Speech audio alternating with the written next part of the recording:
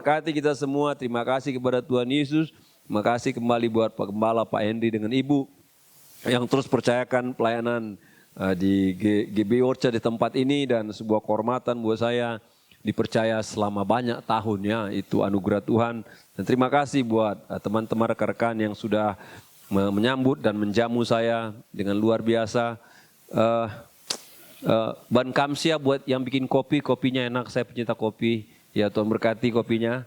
Ya, saya akan sampaikan firman Tuhan dari Yesaya 43:19.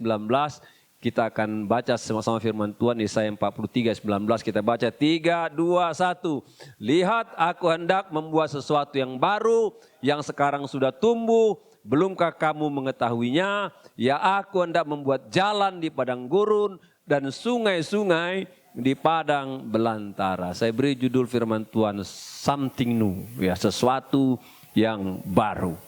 Dari ayat ini Bapak Ibu, ketahuilah bahwa Tuhan yang kita sembah adalah Tuhan yang senantiasa mengerjakan, menginisiasi segala bentuk namanya pembaharuan, baik dalam diri saudara, keluarga saudara, pekerjaan saudara, masa depan saudara, apa saja.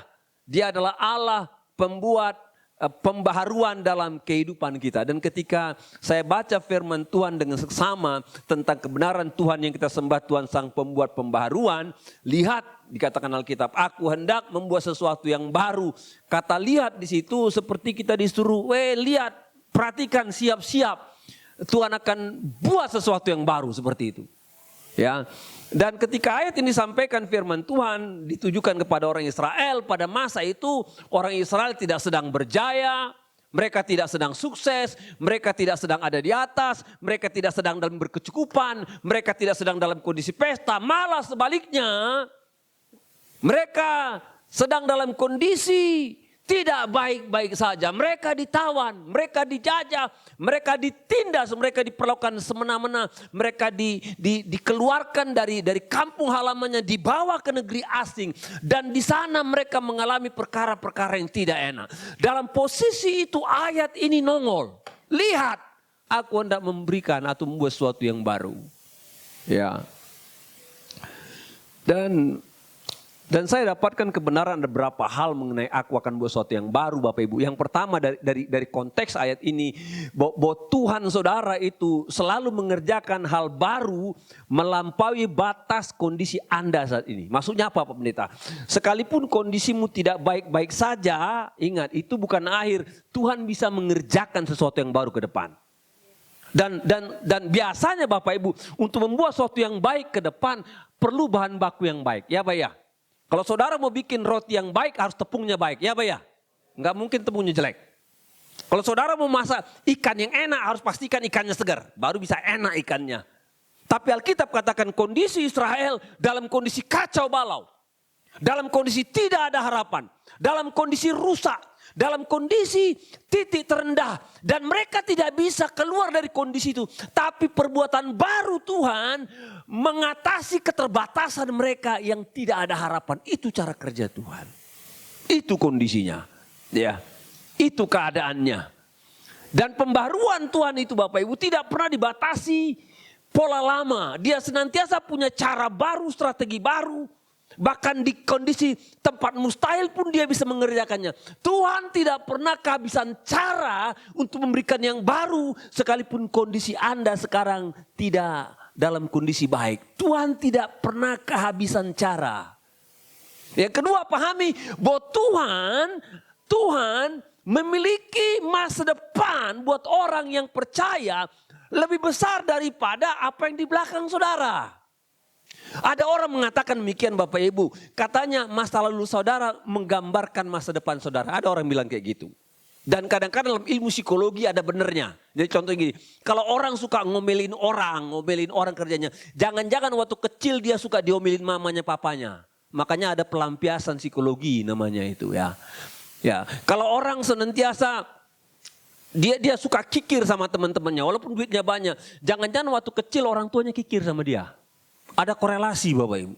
Kalau ada seorang bapak muda, dia pukul anak tempeleng, jangan-jangan dia waktu masa lalu suka diketokin papa mamanya. Makanya tangannya pun lincah. Ada kayak gitu secara psikologi. Ya.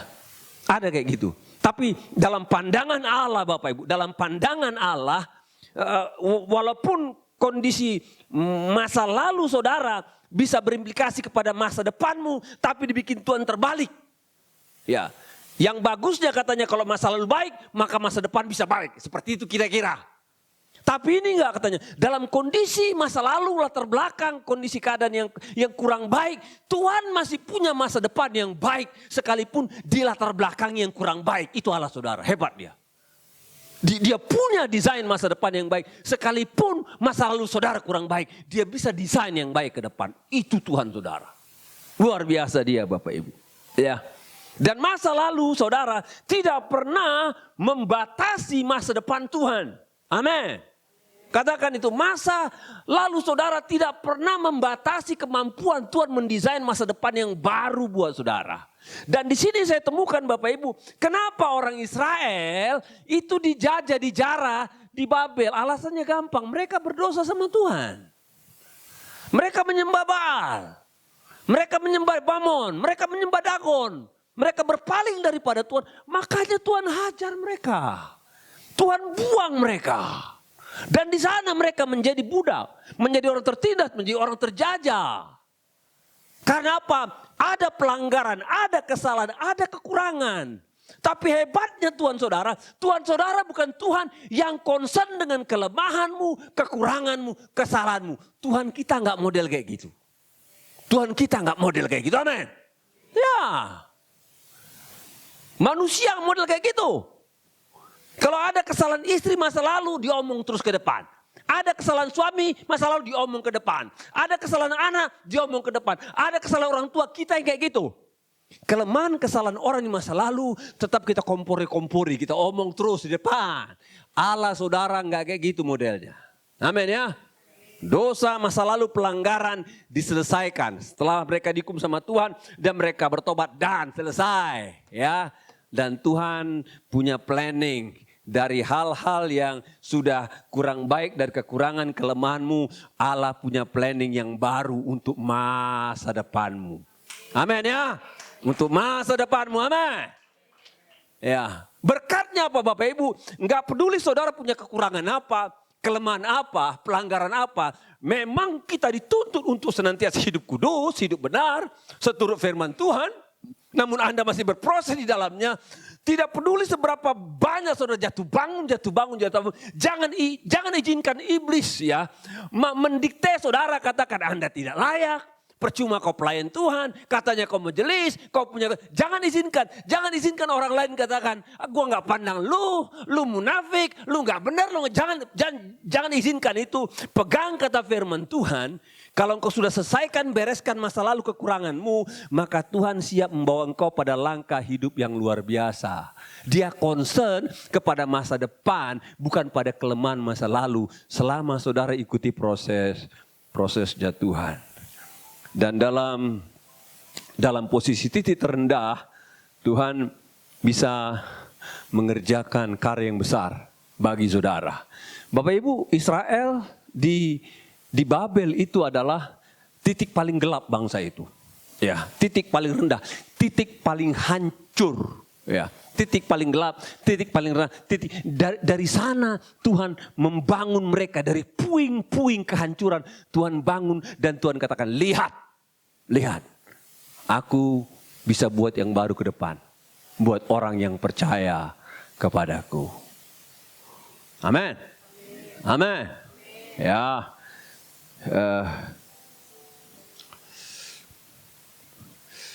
Saya sebagai orang tua, ya, umur saya sudah 55 sekarang. Dan kalau saya lihat anak-anak saya, beda anak sekarang sama anak zaman dulu. Waktu saya masih kecil, kelas 6 SD, saya sudah cari kayu di hutan. Bawa ke rumah, saya potong kecil-kecil, saya belah, saya jemur karena masak itu pakai kayu di kampung. Kelas 6 saya sudah tamat, masak nasi, masak ikan, masak sayur. Tamat saya kelas 6 SD. Masak saya jago. Jadi saya ini termasuk bawel kalau makan. Jahat lidah saya tahu mana yang enak, mana yang segar. Makan ikan, di restoran manapun makan saya tahu ini ikan segar apa kagak. Berapa kali saya makan restoran Padang, saya makan ingat, wah enggak segar. Saya bilang, ini ikan lu enggak segar, saya bilang. Walaupun ada banyak bumbu rendang, enggak, saya bilang segar. Oh ini baru Pak, enggak apa-apa udah enggak segar lah. Gue bayar. Lu berapa gue bayar? Saya bayar. Ini bukan masalah duit. Ini masalah kesehatan badan, saya tahu taste. Ya. Dan semua dikerjain di rumah. Lap kaca, sapu, ngepel, beres semua. Yang penting papa mama kerja aja, mama saya dagang dia dagang di pasar. Yang penting mama saya berangkat beres aja. Semua rumah, saya ada adik saya sekolah, saya urus semua. Kelas 6 SD, SMP apalagi, lebih gila lagi. Dan saya punya anak-anak sekarang, aduh mati dah gua. Jam 10 baru bangun. Kalau jawab, nggak kuliah kok, jawabnya Ada kerja sekarang, Berpikirlah aku, apakah ada masa depan model anak kayak gini? Dapat ya? Saya aja takut nih. Ngeri, ini anak enggak gesit, enggak proaktif, enggak dapat masalah. Ya, semua cukup, enggak ada duit, enggak makan, beres semua. Karena bapaknya fight, mamanya fight gitu loh. Kira-kira ini masih punya masa depan enggak anak-anak kayak gini? Itu ketakutan saya. Tapi ketika saya baca Alkitab, jangankan anak-anak yang sepertinya kurang greget ya. Yang titik terendah pun Tuhan masih bisa bikin masa depan. Itu iman saudara, ngerti ya? Titik kehancuran pun Tuhan masih punya masa depan. Asal engkau berdoa, asal kau percaya, asal kau keep moving. Tuhan masih punya masa depan. Dia Tuhan Allah yang baik, amin. Dia Tuhan Allah yang luar biasa. Dia Tuhan Allah yang dahsyat. Yang kedua Bapak Ibu. Ya. Yang kedua, Tuhan terus berkarya melakukan pembaharuan. Yang sekarang sudah tumbuh, belumkah kau menyadarinya? Ya. Tuhan berkarya melalui perubahan-perubahan besar sekitar kita, dan meskipun sering kali kita luput menyadarinya, karyanya selalu membawa dampak kebaikan bagi hidup kita. Kalau saudara dalam kacamata awam baca ayat ini, yang sekarang sudah tumbuh, belumkah kamu mengetahuinya? Ini kalau saudara baca kacamata ini seperti saudara baca seperti ada tumbuhan nih sedang keluar dari tanah itu. Kayak ada tumbuhan yang sedang, kadang-kadang gitu kacamata. Tapi ini bukan kacamata, ini metafora saja. Ini berkaitan dengan situasi politik pada masa itu. Apa yang sedang tumbuh? Mereka ada di Babel, sementara kerajaan Persia sudah mulai nongol. Kerajaan Persia, jadi Babel dulu kuat, tiba-tiba Babel mulai decline. Ya Bapak Ibu ya, jadi kalau saudara lihat sejarah superpower negara-negara di Alkitab, kalau saudara pelajari baik-baik, pertama-tama nanti Mesir superpower, saudara pelajari itu dia kuat ya. Nanti lama-lama Mesir mulai decline. Ketika decline Mesir, baru Babel nongol. Itu cara sejarah Alkitab. Dan Babel ini luar biasa ini. Luar biasa Babel ini. Ya. Israel kecil. Jadi zaman Salomo, zamannya Daud itu kecil kekuasaannya. Nggak gede-gede amat lah. Babel ini dia menguasai 3/4 dunia pada masa itu. Besar dia. Ya. Dan nanti negara superpower mulai decline, Persia mulai naik lagi. Dan menguasai. Dan perubahan antara Babel dan Persia itu perubahannya semut. Nggak terjadi perang besar-besaran. Nggak tahu gimana caranya perubahan politik. Dan mulai terjadi perombakan kepemimpinan, perombakan jabatan-jabatan strategis. Dan intinya Raja Persia bernama Kores duduk di Babel menjadi penguasa. Di mana di Babel pada masa itu ada banyak bangsa-bangsa jajahan mereka. Lalu si Kores dan para jenderal bilang, mau diapakan ini, budak-budak ini nggak diapakan ini. Dan Kores katakan, kita bikin planning buat mereka, mari kita bikin planning. Dan ketika orang Israel melihat ada perubahan antara kerajaan Babel dan Persia, bagi mereka itu it doesn't matter, nggak ada gunanya dilihat. Kenapa? Tetap mereka jadi budak. Tetap mereka tertindas, walaupun ganti raja, ganti penguasa. Bagi mereka bodoh amat lah itu. Gua juga masih susah, duit juga nggak ada masa depan juga, tetap statusnya terikat. Bagi mereka perubahan besar yang ada di sekitar mereka tidak ada efeknya. Padahal Tuhan katakan, tunggu dulu. Firman Tuhan katakan, yang sekarang sudah tumbuh. Belumkah kau? Maksudnya Tuhan ajar orang Israel punya kepekaan iman. Dari semua perubahan yang terjadi ada desain Tuhan untuk kebaikan orang percaya itu maksudnya. Walaupun saat itu belum terjadi. Karena Bapak Ibu untuk merubah sesuatu yang besar take time. Butuh waktu lama ya Pak ya. Maka Kaisar Kores kata kumpul Perdana Menteri, ya dong. Rapat mereka berhari-hari, berbulan-bulan, mungkin bertahun juga. Mau diapakan ini? Dan salah satu pesan mereka, kita pulangkan semua bangsa-bangsa dijajah Babel. Pada waktu itu ada 20 bangsa-bangsa dijajah, salah satunya Israel di Babel itu. Kita pulangkan katanya. Dan ketika dipulangkan, Kores ini hebat, dia raja tanggung jawab. Dia nggak usirin orang keluar dan pulang ke negara, enggak. Kita kalkulasi berapa pengeluaran, berapa biaya jalan. Mereka desain sedemikian rupa Bapak Ibu. Jadi setiap ada perubahan di luar sana secara makro Alkitab katakan, itu karya Tuhan. Itu kerja Tuhan, itu perbuatan Tuhan. Dan walaupun saat ini engkau belum merasa apa, pasti ada implikasinya didesain Tuhan untuk kebaikan orang percaya. Imannya kayak gitu. Imannya kayak gitu. Indonesia baru berubah pemerintahannya, Jokowi ke Prabowo, iya Pak ya? Ya, beranikah saudara beriman dengan perubahan presiden akan ada yang baik buat keluarga saya, begitu cara lihatnya. Akan ada yang baik buat kuliah anak saya, akan ada yang baik buat toko saya, buat dagangan saya, buat masa depan saya, begitu cara lihatnya, amin, amin. Begitu cara lihatnya, segala perubahan. Jangan seperti para tiktokers, para yang suka bikin di YouTube, bikin apa, podcast, apa mereka bilang, Indonesia gelap, Indonesia gelap. Orang matahari masih ada, ya kan, lampu masih nyala, Indonesia gelap. Ya katakan Indonesia kurang baik-baik saja gitu. Apa yang kurang baik? Masih jalan macet, masih baik, mall masih buka. Dapat ya Bapak Ibu ya. Jangan kau ikut di sana. Bahkan kalaupun yang kurang baik benar-benar terjadi, engkau berdoa agar itu jadi baik. Itu orang Kristen. Amin.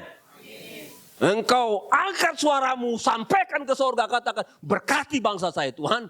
Berkati pemimpin saya, rubah negara saya, rubah kota saya. Datanglah karena engkau penguasa atas alam. Begitu iman Kristen. Bukan ikut jelek-jelekin negaranya. Amin. Harus beriman. Sesuatu baik. Dan saya mau ngajak saudara kepada perubahan yang besar. Bukan hanya perubahan politik. Ada perubahan besar secara global sedang melanda dunia. Apa itu Pak? Dalam bidang peradaban teknologi yang merubah semua attitude saudara, cara bekerja, cara bertransaksi, bahkan cara beribadah. Mulai dari teknologi awal muncul. Apa itu Bapak Ibu? Radio, telepon, apalagi pesawat. Mulai produksi pabrik-pabrik. Mulai terjadi perubahan secara global. Nanti tahun 2000-an datang internet. Maka terjadi perubahan, mancanegara saudara bisa berkomunikasi sama siapa saja tanpa izin sama siapapun. Yang penting pastikan ada data di internetmu. Kau bisa komunikasi sama temanmu di Thailand, bisa Australia, bisa. Secara global, katanya dunia menjadi kecil, the small village. Dan masuk sekarang ini, saya baru ngomong sama Matthew tadi, sekarang perkembangan AI luar biasa, artificial intelligence merangsuk dalam semua sektor, baik dalam bidang ekonomi, kesehatan, accounting, properti, mulai didesain, pendidikan. Dan dalam komunikasi Anda pakai aplikasi bernama ChatGPT, Anda bisa tanya apa saja, jadikan sekretaris ya. Jadikan sekretaris, Anda yang atur dia. Jangan Anda tanya-tanya lalu Anda saudara harus jadikan dia sekretaris. Berarti kan semua kecanggihan, semua kebaikan, semua perubahan yang sifatnya mendunia, yakinkah sadarkah saudara Tuhan izinkan untuk kebaikan saudara, begitu cara melihatnya. Dan oleh sebab itu sebagai anak Tuhan dengan perubahan global yang terjadi, engkau harus pastikan hidupmu lebih baik, cara berpikirmu lebih baik, mentalmu lebih baik, karaktermu lebih baik, imanmu lebih baik, cara dagangmu lebih baik, sikapmu lebih baik, cara berdoamu lebih baik, cara beribadahmu lebih baik. Begitu melihat. Untuk itu Tuhan, kata Tuhan, yang sekarang sudah tumbuh, belumkah kamu menyadarinya? Ada karya Tuhan dalam semua perubahan besar. Pertanyaannya, kita ngeh gak? Kita aware gak? Kita mau peluk gak? Kita mau adaptif gak? Begitu Bapak Ibu. Dan satu DNA daripada semua yang baru berubah ke depan. DNA-nya satu, apa itu? Semuanya semakin lebih efisien dan lebih baik. Ya Pak ya? Coba tunjukkan gambar ini. Yang sebelah kiri itu handphone merek Nokia tahun 90-an, 94, 95 ya. Itu ada kupingnya, panjangnya segini kupingnya. Dan ini baterainya 1 minggu baru habis, bisa lepas waktu itu. Jadi walaupun iPhone-mu iPhone 26 kalah baterainya. iPhone saudara yang iPhone berapa itu paling 5 jam habis ya kan. Samsung Ultra saudara itu paling 1 hari habis ya kan. Ini 1 minggu. Waktu saya pernah beli sebabnya, 1 minggu baru habis. Dan bisa lepas, kalau lepas lempar anjing. Lari itu. Dan dimasukin, masih hidup lagi. Merek Nokia. Dia punya semboyan connecting people. Lalu ada Samsung pendatang, ada merek Samsung itu Samsung itu. Pendatang baru dari Korea, dia itu Finlandia, Nokia itu Finlandia. Itu Samsung itu pendatang baru. Ya bentuknya juga ini, lalu dia punya itu luar standar lah. Dan zaman dulu kalau ada orang Nokia bunyi handphonenya pede dia, halo, karena orang dia mau tahu dia pakai Nokia. Tapi kalau Samsung yang bunyi, biasanya orang ke pojok dulu, tunggu ya, dia karena malu dia telepon karena Samsung. Underdog Samsung itu, ngerti? Iya Pak ya? Tapi ingat, si Nokia dia tidak merubah diri menjadi lebih baik ke depan. Terjadi perubahan. Dia bangga dengan nama besar. Nokia nggak akan pernah runtuh. Begitulah otak para engineer mereka. Nama kita sudah mendunia, aset kita sudah banyak. Dunia berubah. Aplikasi-aplikasi mulai muncul. Dapat dia, televisi mulai muncul, internet mulai muncul. Si Samsung beradaptasi dia terus. Mereka perbaiki diri mereka. Perbaiki sistem mereka. Mereka perbaiki tampilan mereka. Mereka perbaiki layar mereka. Mereka perbaiki desain, mereka terus. Dan ketika mereka memperbaiki, mereka semakin baik. Dan mereka pemain nomor 3 dunia sekarang setelah iPhone. Eksis. Yang satu, say goodbye. Walaupun dulu mereka penguasa pangsal pasar dunia, hampir 3/4. Perdagangan handphone dunia dikuasai Nokia, sekarang say goodbye. Samsung tetap eksis. Setiap perubahan, engkau harus adaptif. Amin ya. Amin. Harus belajar, berhikmat, dan ambil itu apa yang baik untuk kebaikanmu. Maka orang-orang kayak ginilah yang punya masa depan. Amin ya. Orang-orang kayak gini yang mengambil semua perubahan, belajar dari situasi yang berubah, merangkulnya, memeluknya, menyaringnya. Orang-orang kayak gini yang ketika dunia berubah, orang-orang kayak gini yang ditentukan Tuhan mempunyai masa depan. Amin. Punya masa. Yang terakhir, poin 3. Ya.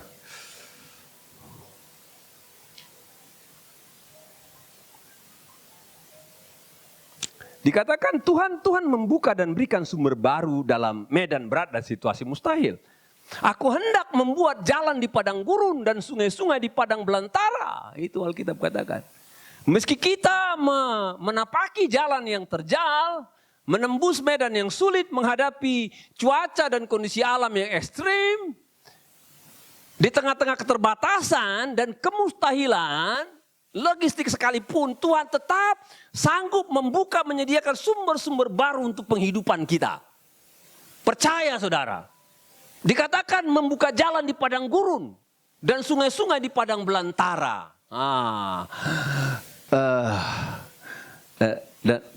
Dan saya coba pelajari ayat ini baik-baik. Ini ceritanya apa ini? Ceritanya gini Bapak Ibu. Ketika orang Israel sudah keluar dekret Kores. Oke, Israel boleh pulang. Kalian boleh pulang.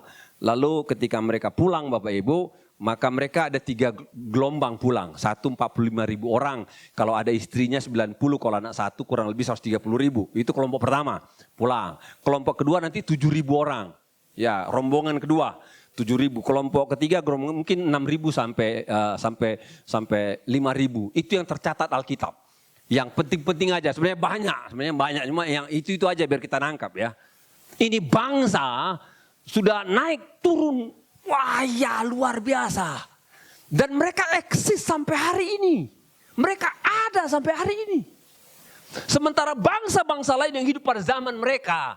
Bangsa Amalek. Mana bangsa Amalek sekarang? Nggak ada. Bangsa Amon. Mana bangsa Amon? Nggak ada. Bangsa Edom. Mana? Nggak ada. Israel eksis ribuan tahun. Ini bangsa sudah ada 4.500 tahun. Mana itu bangsa Babel? Babel itu sekarang mungkin Irak sekarang. Mana itu bangsa Persia? Bangsa Persia itu mungkin Iran sekarang. Ya, cuma sudah turun-temurun Bapak Ibu. Jadi kalau kau melihat kemarin Israel perang sama Iran, itu sudah musuh ribuan tahun. Bukan ujung sekarang mereka tembak-tembakan. Itu sudah musuhan ribuan tahun. Dari kekek buyut mereka sudah. Tapi bangsa ini bangsa yang survive Israel. Sampai sekarang mereka ada. Dan ketika saya pelajari, kenapa bangsa yang begitu bergejolak luar biasa, kok masih ada sementara seangkatan mereka sudah hilang dari permukaan bumi. Enggak ada. Saya cari enggak ketemu. Enggak ketemu. Israel masih ada. Kenapa? Karena tadi Tuhan yang jamin, aku akan buka jalan di padang gurun dan sungai-sungai di padang belantara. Ada tangan Tuhan yang pelihara bangsa ini sehingga survive. Coba slide berikutnya. Dan ketika Tuhan pelihara bangsa ini supaya survive Bapak Ibu, ada tangan Tuhan. Ada 4 jenis tangan yang saya pelajari. Yang pertama, tangan Tuhan pelihara mereka. Ada kalanya bangsa ini hidup dipakai Tuhan tangan orang yang membiayai mereka. The hand of others. Siapa itu? Raja Kores. Raja Kores penguasa pada masa itu dan bilang, berapa kebutuhan lu? Lu pulang. Berapa biaya perjalanan? Lu pulang. Lalu keluar APBN. Kores keluarkan APBN untuk perjalanan mereka. Karena perjalanan mereka itu dari Babel ke Yerusalem itu 1.500 kilometer dan kurang lebih 4 bulan perjalanan. Ya, 4 bulan perjalanan. Itu berat, itu besar. Tapi Kores kasih. Oke ya. Tapi namanya kebutuhan di depan itu kan gak awet. Paling tahan seminggu. Iya Pak ya. Sementara mereka 4 bulan perjalanan. Tapi di awal ya Tuhan pakai tangan raja, tangan orang. Bapak Ibu, kau yang dagang Tuhan pakai tangan pembelimu. Kau yang kerja di kantor Tuhan pakai tangan atasanmu. Kau yang bisnis Tuhan pakai tangan klienmu. Tuhan pakai tangan orang supaya kau survive. Jadi bersyukur karena itu karya tangan Tuhan. Amin. Kau yang punya pelanggan Tuhan pakai tangan-tangan pelangganmu. Supaya kau survive. Supaya kau ada, supaya kau hidup, supaya kau berjalan. Kau yang marketing Tuhan pakai tangan-tangan pembelimu. Kau yang sales Tuhan pakai orang-orang lain yang apply. Kau yang asuransi Tuhan pakai pelanggan-pelanggan yang isi polismu. Mereka inilah. The hands of others Tuhan pakai supaya kau survive. Itu dipakai Tuhan. Yang kedua, Tuhan pakai tanganmu. Our hand, tangan kita. Ketika orang Israel sudah mendapatkan bahan makanan, minuman dan dana. Dan mereka jalan di padang gurun, perhatikan. Jalan, ada saatnya itu barang habis. Kalau enggak mereka akan pikir, waduh ini medannya berat nih. Maka mereka harus hemat-hemat, hati-hati. Kalau di Babel banyak air. Di Babel banyak beras, banyak gandum. Di Babel ada kebun. Di tanah, di daerah padang belantara. Enggak ada sumber suplai makanan di situ, ingat. Dan mereka harus hati-hati dengan apa yang di tangan mereka. Kebanyakan orang percaya bukan karena tidak diberkati Tuhan. Kegagalan banyak orang percaya karena sembrono kelola berkat Tuhan. Kenapa kita sering mengalami kekurangan? Bukan Tuhan gak kasih. Kita salah kelola, itu masalahnya. Kalau Tuhan kasih, pikirkan baik-baik. Atur baik-baik. Kelola baik-baik. Supaya kau survive. Amin. Amin. Kalau engkau nggak bisa kelola, lewat. Kalau kau bilang, Pak Pendeta, sedikit Pak nggak cukup. Siapa bilang? Alkitab katakan barang siapa setia dalam perkara kecil, Tuhan akan berikan perkara besar. Tuhan mau uji kau perkara besar, dia lihat tamat nggak lu kelola yang kecil. Itu cara mainnya Tuhan. Kalau engkau tidak tamat dalam kelola kecil, boro-boro Tuhan tambahkan. Nggak Tuhan tambahkan, yang kecil aja lu gagal. Makanya Tuhan pakai tanganmu untuk kau survive. Yang ketiga, Tuhan pakai tangannya. God's hand. Contohnya gini, si Kores sudah kasih modal, ya dah. Mereka kelola, jalan mereka padang gurun kan. Mereka pegang, mereka atur. Kadang-kadang habis juga. Ingat, mereka jalan di padang gurun 4 bulan. Oke? Dan pada masa itu kota-kota besar paling 2-3. Paling besar itu Babel, baru Kairo atau Mesir. Kota-kota lain kecil-kecil, sementara mereka 100.000. Berapa air yang dibutuhkan satu hari? Orang 100.000 di padang gurun. Berapa roti gandum mereka butuh? Saya coba tanya ChatGPT. ChatGPT coba lu hitung, kasih pakai bahasa awam. Kasih gue bilang. Sekian saya kalkulasi, saya atur dia. Dia kasih, dia bilang, bro katanya, kalau untuk 100.000, 4 liter satu hari, itu butuh 23 truk yang isi tangki besar itu. Kalau saudara lihat tangki air itu, 23 truk kata satu hari jejer. Itu kasih mereka satu hari katanya. Lalu kalau gandum, makanan, roti, apapun, breaktalk atau apapun gitu ya, atau roti boy itu butuh 4 kontainer panjang yang keluar Tanjung Priuk itu 4 kontainer. Satu hari 23 truk air paling gede sama 4 kontainer every day. Jadi ada kalanya, kalaupun orang sudah kasih ada limitnya, saudara kelola pun ada limitnya, ada kalanya habis juga. Ketika habis yang orang kasih, kau kelola juga nggak cukup, baru mujizat bekerja di situ. Baru Tuhan ambil alih, dia take over. Bagaimana caranya? Ada kalanya mereka tiba pada sebuah tempat yang mungkin pada musim itu kering, tiba-tiba Tuhan beri musim hujan. Ya, ada mereka tiba pada sebuah lokasi yang saatnya mereka belum panen, tiba-tiba panennya nongol, gitu saya pelajari. Supaya cukup kebutuhan dan mereka move lagi Bapak. Mujizat terjadi. Dalam kemustahilan mujizat terjadi. Saya berdoa jalan di padang gurun terbuka buat saudara. Saya berdoa sungai-sungai terbuka buat saudara. Yang terakhir Tuhan pakai tangan musuh, the hand of the enemy. Ini maksudnya apa Pak Pendeta? Gini, kalau saudara lihat orang Israel dari Babel ke Yerusalem 1.500 km itu melewati 3 pembagian negara-negara besar, ya. Dan mereka harus lewat itu ya Bapak Ibu. Dan jalur yang mereka lewati itu adalah jalur sutra namanya. Itu jalur perdagangan konvensional para saudagar yang bawa unta 100 orang satu kelompok. Dan jalur yang sama, perhatikan, jalur yang sama yang dipakai orang Majus datang dari timur katanya datang ke Yerusalem. Itu jalur yang sama. Jadi itu jalurnya itu jalur dagang. Karena dunia sudah berubah 1000 tahun. Jadi perdagangan itu tapi secara konvensional, jalur perdagangan padang gurun.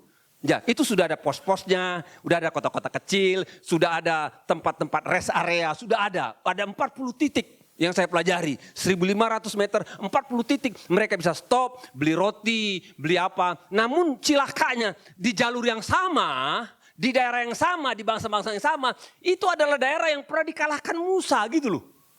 Musa kan sudah 1000 tahun sebelumnya, ya kan? Ini kan keluar kedua kali mereka di padang gurun. Itu ada negara jajahan yang sudah dikalahkan Musa. Dan mereka lewat daerah-daerah situ. Dan setiap mereka melewati sebuah negara, mereka pasti lewat checkpoint lah. Ditanya mau kemana, bangsa apa, mau kemana. Diinterogasi kayak saudara kalau pergi ke Singapura, saudara lewat imigrasi. Ya Pak ya, Kuala Lumpur karena beda negara. Ditanya mau kemana, apa tujuannya, tinggal di mana, berapa duit lu katanya. Begitu juga mereka, dari negara musuh. Orang Kristen yang punya Alkitab, kalau musuhmu tampar pipi kiri, kasih pipi kanan, ya Pak ya. Kalau musuhmu lapar, kasih dia makan. Musuhmu harus kasih, itu ada di Alkitab. Tapi orang kafir gak punya itu. Musuh ya dibunuh. Musuh dikerjain, musuh disingkir. Itu kamus mereka. Dan ketika Israel lewat, mereka bilang, ini dulu engkong mereka ini yang ngerjain bangsa kita. Ini engkong dia ini yang bakar kota kita dulu katanya. Mana sih ada catatannya. Mari kita sikat sekarang. Mari kita hancurkan. Tapi Alkitab katakan Tuhan membuka jalan di padang gurun, itu maksudnya. Pos-pos daerah-daerah musuh yang tadinya mau hancurkan mereka dibuka. Tuhan beri mereka murah hati. Lewat silakan. Dan ketika nanti mereka bilang boleh gak beli air, boleh gak beli roti, silakan berdagang, silakan berbisnis. Dan mereka berjalan 4 bulan tiba di negara mereka dengan pertolongan Tuhan. Tangan musuh pun Tuhan pakai. Amin. Dan saya berdoa ada masa depan yang baru buat saudara. Kan ini sudah November, Desember, dan saya masih ada tahun baru 2026 ya. Saya berdoa sesuatu yang baru akan Tuhan desain, itu doa saya. Nah saya berdoa Tuhan akan membuka jalan buat saudara. Walaupun jalannya padang gurun, nggak ada supply logistik, nggak ada jaminan kebertahanan hidup. Tuhan bisa pakai tangan mujizat. Nah Tuhan bisa berikan sumber-sumber penghidupan baru yang di luar jangkauan pikiran. Tuhan bisa buka klien-klien baru, pelanggan-pelanggan baru, proyek-proyek. Tuhan bisa buka dengan ajaib, itu doa saya. Bahkan dari tangan musuh pun Tuhan bisa kasih sama saudara. Dia bisa buka. Saya pelayanan di Sudirman di kalangan businessman, para pengusaha di situ. Seorang bapak kesaksian katanya. Intinya Saya bangun usaha 7 tahun dan saya bisa bangun pabrik 2 di Cikarang. Satu malam katanya kebakar pabriknya habis. Itu dia kumpul uang di antara 7 sampai 8 M, ludes pada zaman itu. Kalau sekarang mungkin nilainya 30 M lah kurang lebih ya. Terbakar dan sampai ke pabrik rata sama tanah. Nah, dia tidak mikirin pabriknya kebakar. Yang dia pikirin tagihan. Karena ketika dia beli bahan baku dia bayarnya mundur, dapat ya? Beli kaleng bayarnya mundur tuh. Mundur 3 bulan. Jadi seperti hutang lah begitu ya. Dan akhirnya para penagih datang bilang, gue bayar. Gue gak lari ke luar negeri, gue bayar. Tapi kasih waktu. Jadi dia pasang badan aja. Dan puji Tuhannya karena dia gak pernah cacat pembayaran, ini rekan bisnisnya percaya sama dia. Ya tunggu dia bangkit dia akan bayar. Dan satu kali dia dapat berkat dari ponaannya 500 juta untuk modal awal. Lalu dia dapat mesin yang bagus juga. Satu kali dia ada pada pertemuan bisnismen juga meeting. Dan di pertemuan itu ini pemain-pemain di bisnis mereka sektor yang sama. Ada lawan bisnisnya yang dulu tuh bersaing ketat sama dia. Datangi mejanya. Bro katanya. Ya. Gue dengar lu kebakar pabriknya ya katanya. Dia bilang gini. Yang penting kalau dia ledekin 2 kali gue tonjok dia katanya. Dia udah siap-siap itu, ledekan 2 kali gue tonjok katanya. Lu kebakar ya? Iya katanya. Dia mulai tunggu, mulai ledek mau sikat katanya. Oh gitu ya? Gini deh katanya, gue ada pabrik kosong 3 di Cikarang sana. Coba lu lihat. Kenapa? Lu lihat aja. Kalau cocok di lu pakai katanya. Nggak usah lu bayar, nggak usah pikir, pakai dulu katanya. Lu bangun lagi usaha lu lah katanya. Kenapa kata teman ini? Dagang kalau nggak ada lawan nggak seru katanya. Begitulah kalimat si musuhnya ini. Dagang kalau nggak lawan, nggak ada lawan, nggak seru. Lu bangun lagi biar gua hidup lagi. Mari kita main katanya. Dari tangan musuh pun Tuhan bisa kasih. Supaya bisa survive. Tuhan berkati saudara.